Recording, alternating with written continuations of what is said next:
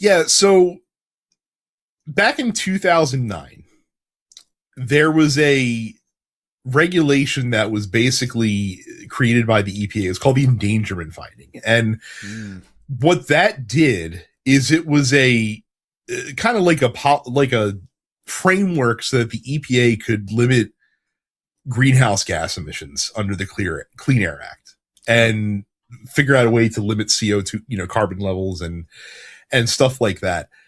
And so rather than go through the hard work of repealing the Clean Air Act and other things of that nature, the Trump administration today just decided to just rip out the endangerment finding, which kind of is the house of cards that the entire standards are built off of.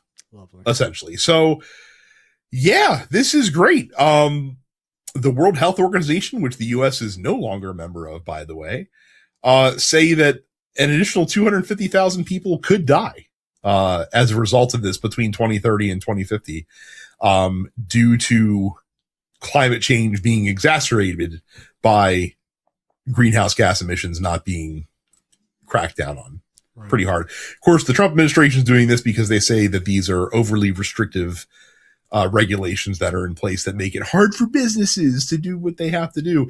Also, they're somehow saying that removing this will save to $2,400 on average off the cost of a vehicle. Wake me when that happens. I'll be super curious to see to see that amount ending up in my fucking pocketbook. I highly doubt it. Yeah, and according to this, they say more than $1.3 trillion will be saved by cutting these restrictions. Now, are they showing their work on this? Of course not. Like, why the fuck would they?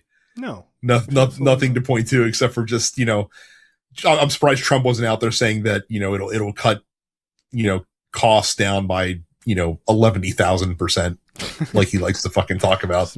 Just making prescription drugs. Right, just making shit up.